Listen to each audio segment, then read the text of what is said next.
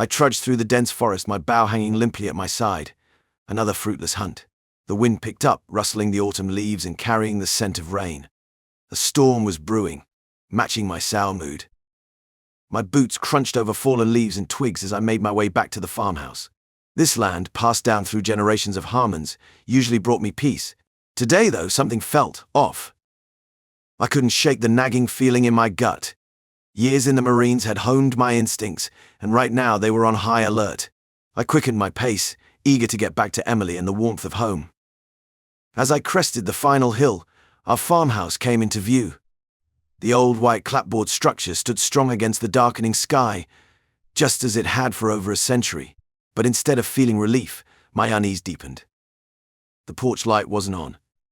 Emily always left it on when I was out hunting late. I approached cautiously, years of training kicking in. The gravel driveway crunched under my feet, sounding unnaturally loud in the eerie quiet. No TV noise from inside, no music playing, just silence. Our beat-up pickup was still parked out front, so Emily had to be home. Maybe she'd fallen asleep, I reasoned.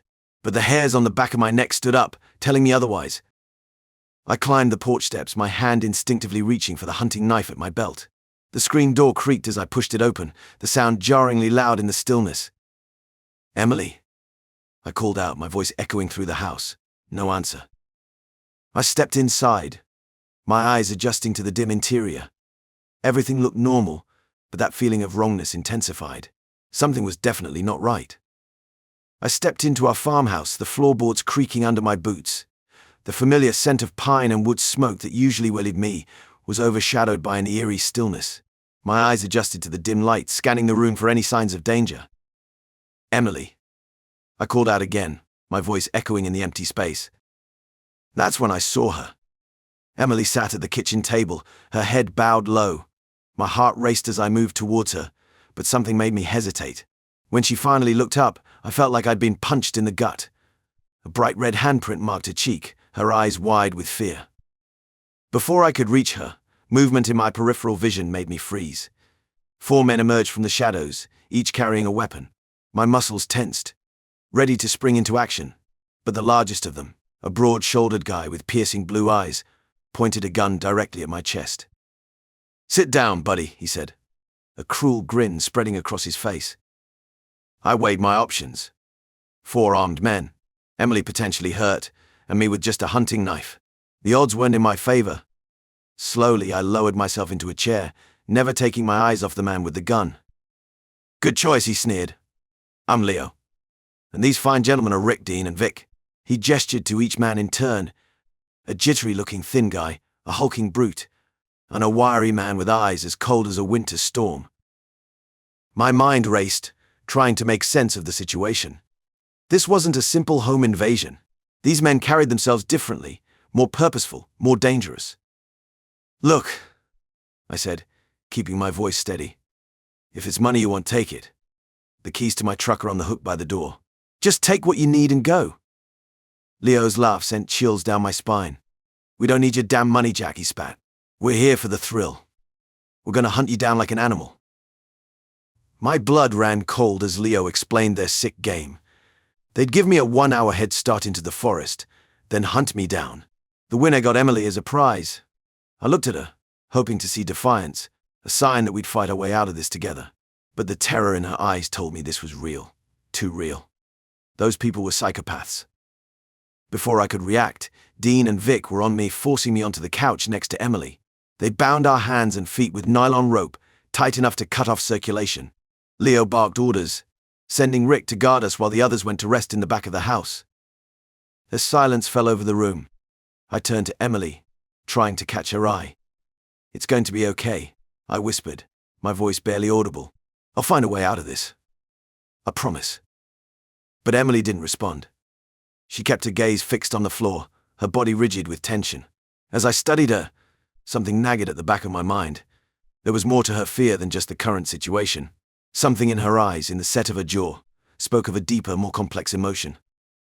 I wanted to probe further, to understand what was going on in her mind. But Rick's nervous pacing kept me on edge.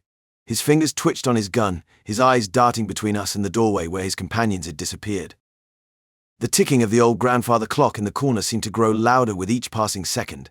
I flexed my wrists, testing the strength of the ropes, my mind already plotting our escape.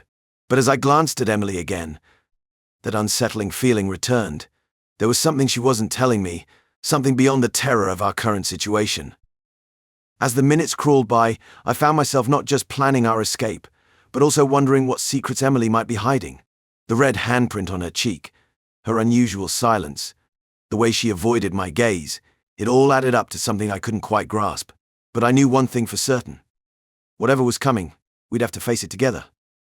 The sun had barely crested the horizon when Leo yanked me out of the house. Every muscle in my body resisting the urge to strike back, but that smirk on his face, the cocky way he looked past me to Emily, kept my hands tied, literally and figuratively. He wouldn't shut up, almost bubbly in his excitement, high on the idea of hunting me like some animal. "You get 1 hour, Harmon," he said, voice like gravel mixed with too much sugar. I gripped my teeth as Vic cut the ropes from my wrists. I barely turned my head toward Emily before I took off, but I saw her standing there in the doorway staring at the ground like she could disappear into it if she tried hard enough. The questions gnawed at me already, even as the trees blurred by. Her silence, that damn handprint. There wasn't any defiance in her stance, just guilt. It hit me like a fist to the gut. And above all, how did this bastard know my surname? But I couldn't dwell. The forest was all that mattered now. These woods, I knew him better than Leo or any of his rich buddies ever could. Each step more deliberate than the last as I moved deeper, faster. No trail, no hesitation, and definitely no time for that feeling in the pit of my stomach that was sickened not just by their plan, but by this betrayal lingering in the air, sticky like the humidity around me. I hit a clearing, pausing only long enough to gulp down air. The birds were quiet. It was unnerving, even for me. The usual morning songs missing, like the forest itself picked up on the unease settling over everything. I headed toward the creek, keeping low, led by muscle memory that came from growing up on this land. The underbrush, the rocks I avoided, they were as familiar to me as breathing. But still, my mind circled back to her, always back to her. The way Emily couldn't meet my eyes. She used to look at me with fire. What happened? What did I miss? Leo. That psycho did something to her. No focus. 1 hour. I crept through the familiar forest, my senses on high alert. The snap of twigs under my boots sounded like gunshots in the quiet night. My mind raced, trying to piece together what the hell was happening. Those guys, Emily's strange behavior, it all felt wrong. But I couldn't dwell on that now. I needed to focus, to survive. I made my way to an old, gnarled oak tree I knew well. Its twisted branches reached out like arthritic fingers in the moonlight. At its base, hidden beneath years of fallen leaves and moss, lay my salvation. I dropped to my knees, scraping away the debris. My fingers found the edge of the hidden compartment, and I pried it open. Inside, wrapped in oilcloth, was my old compound bow. I'd stashed it here years ago, along with a quiver of arrows and my old hunting knife. As I armed myself, a sense of calm washed over me. The familiar weight of the bow in my hands grounded me, brought me back to countless hunts in these very woods. I was no longer prey, I was the predator now. I moved silently through the underbrush, my footsteps barely disturbing the forest floor. Every sense was heightened, the rustle of leaves, the scent of damp earth, the play of shadows in the moonlight. This was my domain, and those city boys didn't stand a chance. But even as I plotted my next move, Emily's face kept flashing in my mind. The fear in her eyes, yes, but something else too. Guilt? Shame? I shook my head, trying to clear my thoughts. I couldn't afford distractions, but deep down I knew that whatever was going on with Emily was at the heart of this mess. For now, though, I had to focus on survival. I nocked an arrow, the familiar motion as natural as breathing. Whatever came next, I was ready. As soon as they stepped out of that farmhouse, I could feel the shift. The hour head start. Yeah, that had been bullshit. I'd known it from the moment Leo smirked while giving it. They're hunters, thrill-seekers, not men of honor. Didn't matter. I wasn't running, wasn't scrambling around like some scared animal. I had a different kind of game in mind for them, one they didn't see coming. From the edge of the tree line, I watched them split up, their shapes moving against the backdrop of the fading dusk. Not far enough apart yet, so I waited. Time was my ally here. And patience. The quiet croak of a distant bird echoed through the woods, masked their clumsy movement. But I could hear every snap of a twig under those city boots, every loud breath fogging into the cold air. They didn't belong in these woods, not like I did. Before each footstep, my eyes darted towards the earth, calculating, strategizing. I was becoming a part of this forest once again. This had been my home before, and it had taught me well. I carefully slung the bough over my shoulder and crouched lower into the brush. Tracking would have been second nature to me regardless, but with night filtering in, it became easier, each silhouette passing by in such disarray. Leo, the cocky bastard, moved further west, straight through the clearing by the old creek. Rick and Dean spread out in opposite directions like dumbasses chasing after phantoms, but Vic, he was the key tonight. He moved slower than the rest, keeping closer to me, angling north toward the ravine. His posture was stiff, methodical, same military precision I'd learned long ago. But the problem with guys like Vic is they think they control the darkness, that the terrain doesn't matter as long as they've got force. I knew better. He drifted closer to the ravine, gun in hand, paranoid enough to keep checking over his shoulder. I crept along his flank, light-footed in the snow, through the prickling cold air that gnawed at my cheeks. My fingers had numbed hours ago, but all that mattered was control, my muscles moving in rhythmic silence. Step by step, one breath at a time. I channeled every ounce of training, blending into the land, just like that time in Kandahar, slipping through the tension, waiting for the right moment. Vic had no clue he was the hunted now. Not even a whisper of doubt probably crossed his arrogant mind. The ravine sloped sharply, jagged rocks poking through snow and ice.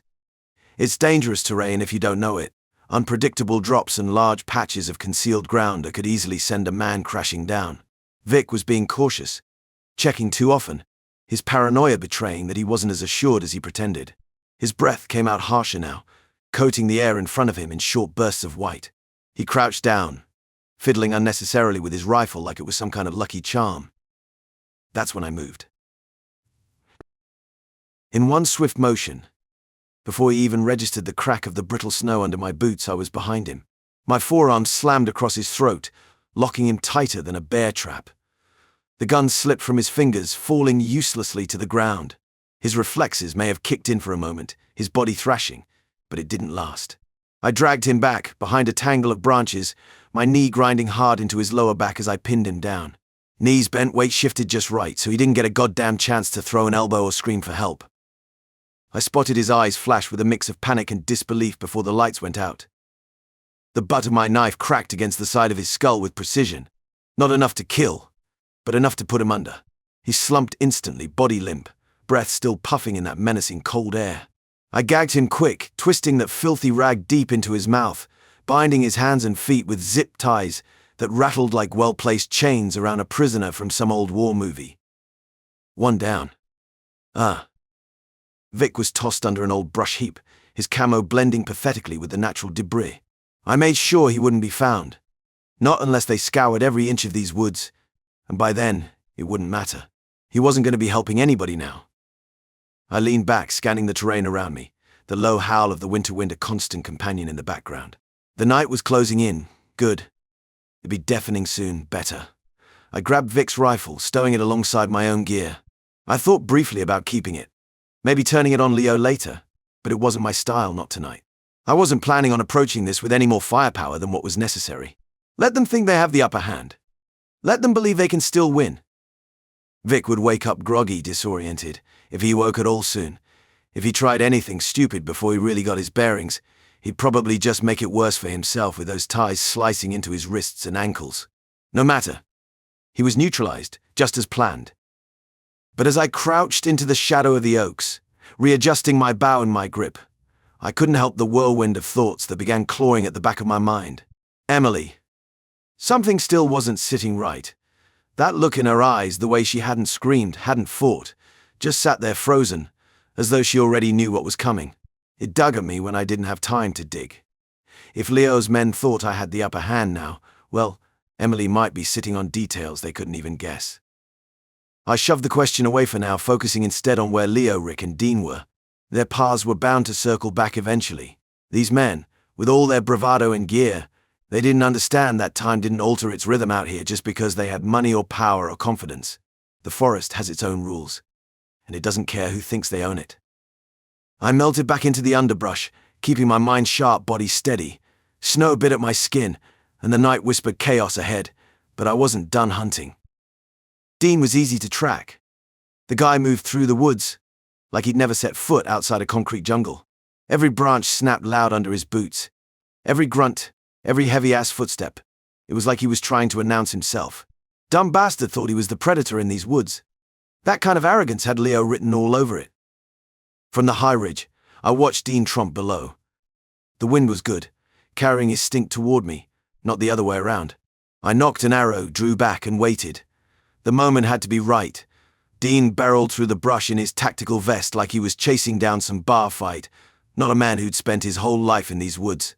I almost pitied the guy, but I knew better. He was the kind who'd stomp my skull in without flinching just for a payday.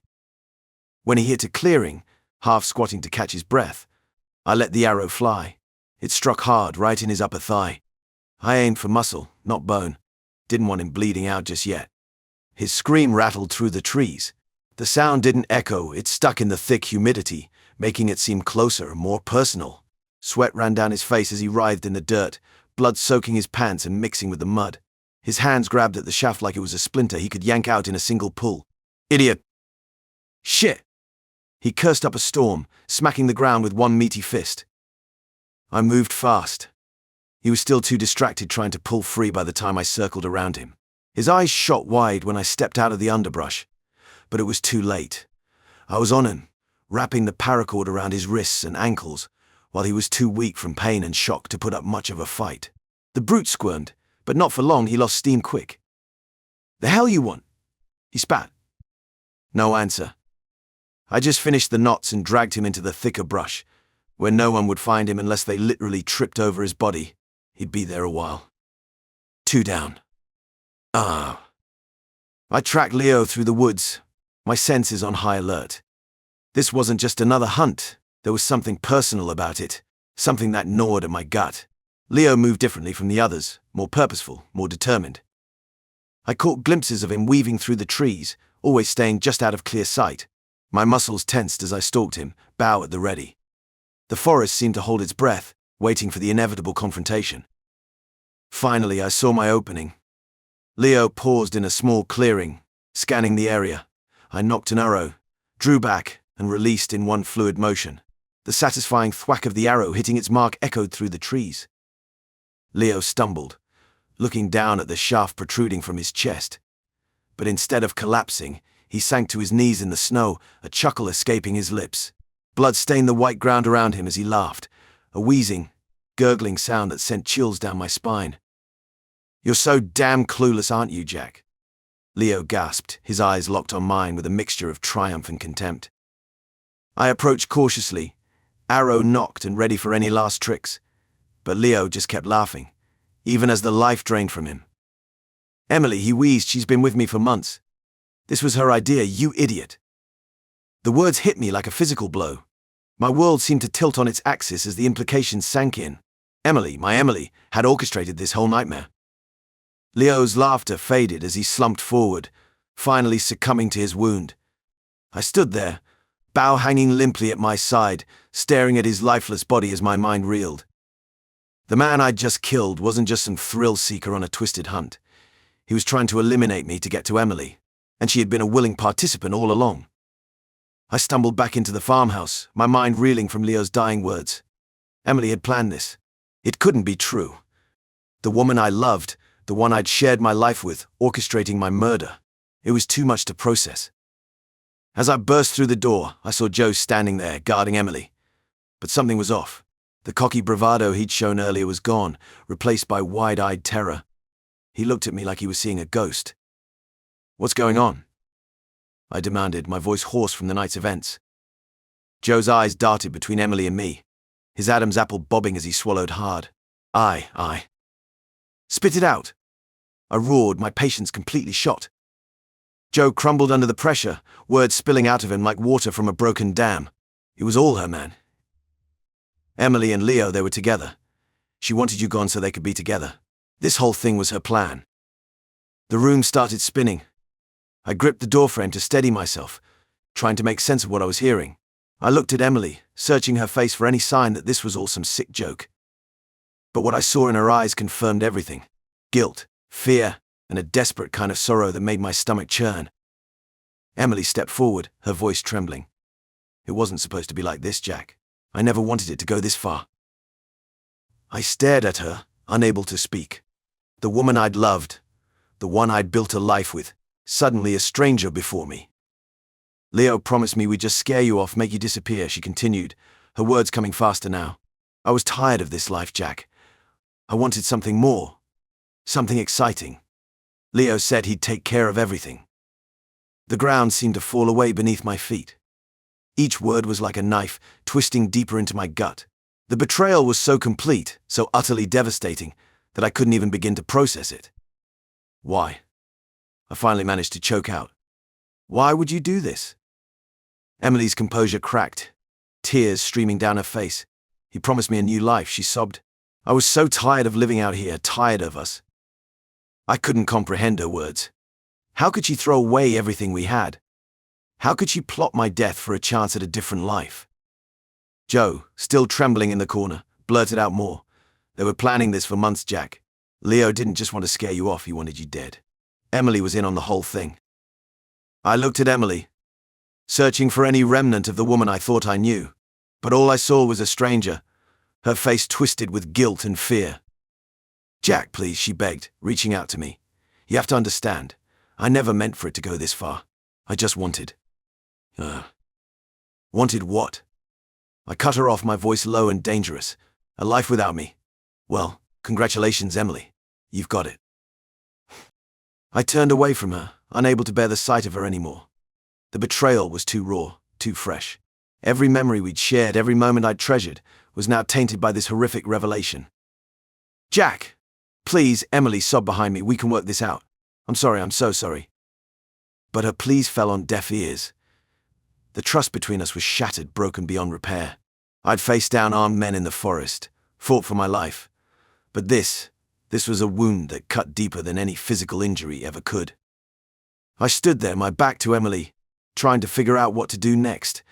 The life I'd known was gone, destroyed in a single night by the very person I'd trusted most. The future I'd imagined, the plans we'd made together, all of it turned to ash. I tied Joe up slow, like I was moving in water. Everything felt distant, blurred at the edges. He muttered something about how he never thought things would get this far, but the words barely registered. It was all background noise now. My hands worked automatically, thick rope wrapping tight around his wrists, binding him to the chair. My body knew what to do, even when my mind couldn't catch up. It's muscle memory from all those years, a rope tied here, a secured knot there. I wasn't thinking about it, not really, just doing what needed to be done. My hand brushed against something slick on Joe's arm and I realized it was his blood, but it didn't faze me, didn't even make me pause. Emily stood off in the corner, practically curled in on herself, sobbing hard enough that her breath hitched, but I couldn't bring myself to look at her. Couldn't stand to see her face, not anymore. Every time I thought about her, I saw her whispering to Leo, his smug grin on his dying lips. That smile had stayed with me, haunting me with every step back to the house. Her betrayal hung over her like a storm cloud, but I wasn't here to offer shelter from it. I figured I'd be relieved when it was all over. Surviving the hunt and taking Leo down should have brought some satisfaction. The kind of satisfaction that sticks to your ribs, something solid after so much fear and adrenaline. But it wasn't there. The emptiness stretched wide inside me, and I wondered if it would ever go away, or if I was stuck with this hollowness forever.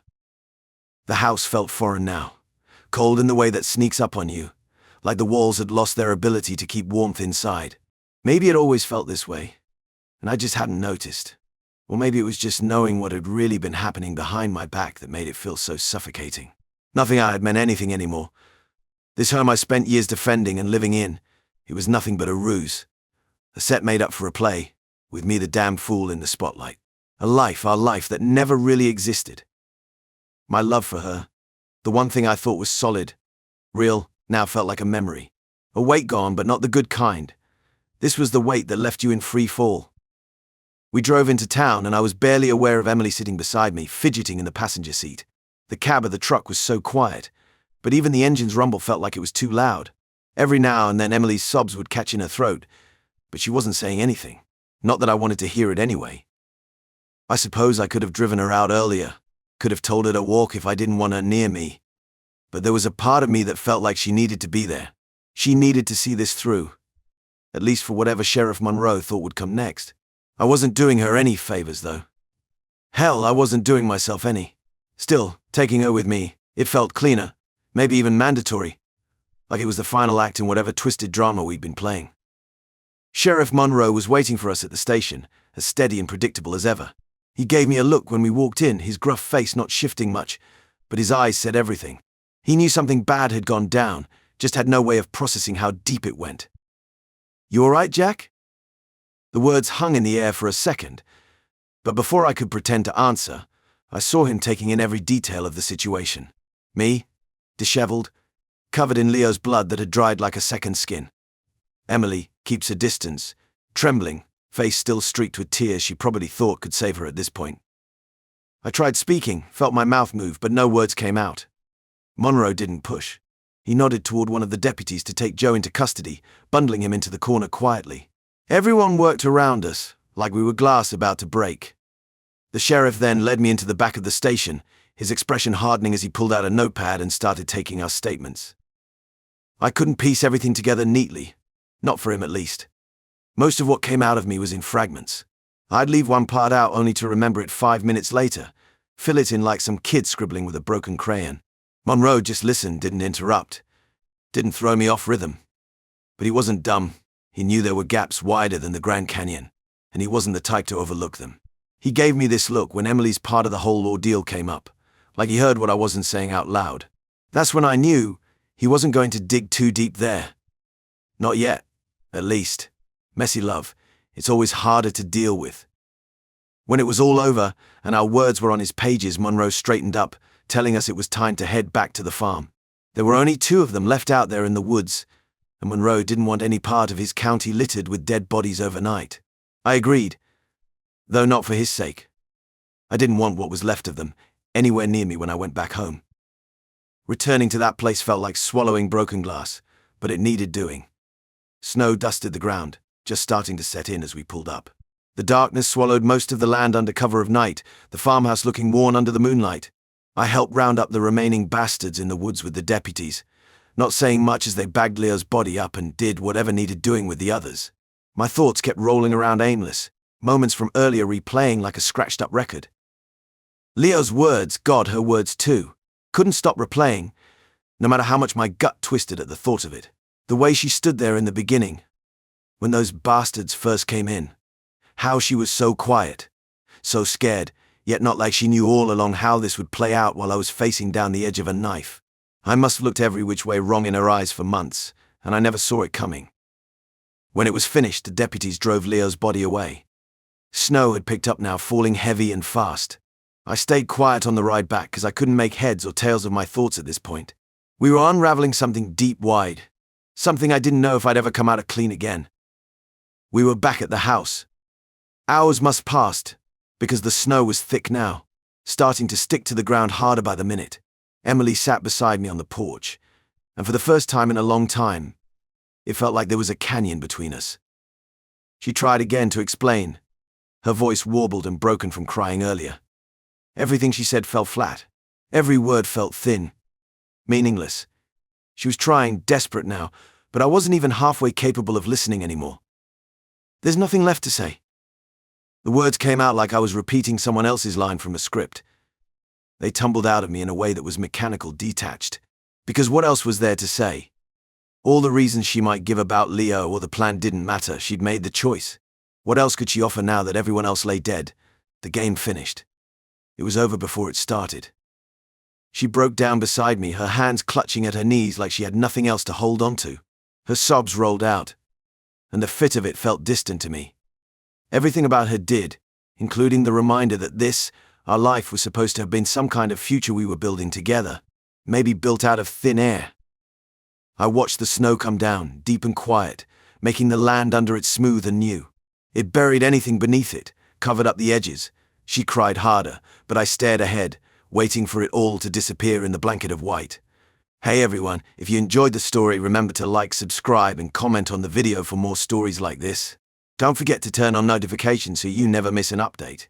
If you have any similar stories to share, leave them in the comments and we'll make sure to bring them to life. Thanks for watching.